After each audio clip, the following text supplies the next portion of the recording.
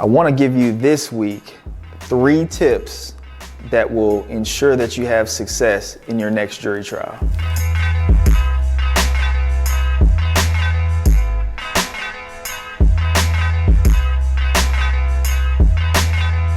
And these 3 tips that I'm going to give, they're not things that are commonly talked about and can oftentimes be forgotten, but I think they're very important as well.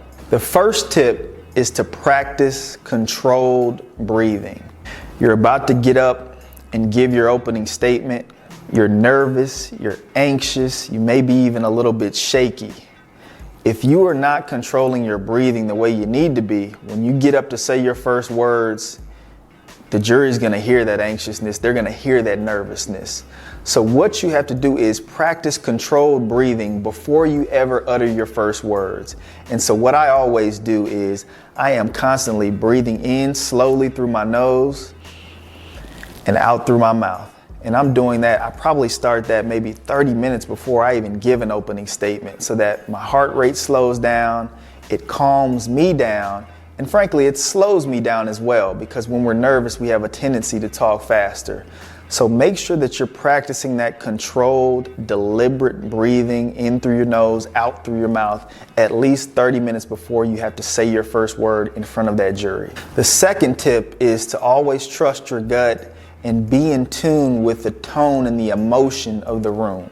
During a jury trial, things can go back and forth. You feel like you're up, you feel like you're down, but you always have to trust your gut. You always have to be surveying that jury and always trying to stay in touch with that moment and the emotion that's going on at that particular time in the trial, because what your gut tells you about what that jury is thinking about the evidence that they're hearing will guide you on what you should do next, the next question that you should ask. You'll know if the jury doesn't like a particular witness. You'll know if that jury is giving you permission to be a bit more aggressive with that witness.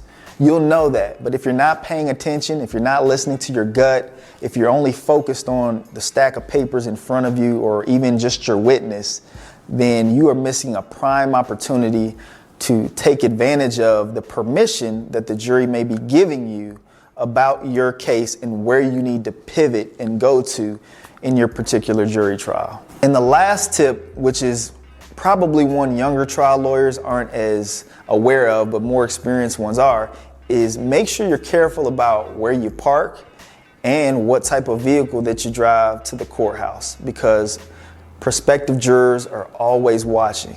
Let's say you're coming to try a case in Fulton County State Court and you drive in with a S-Class Benz. Prospective jurors see you get out of that S-Class Benz and they happen to be on your jury panel where you're going to be asking for millions of dollars.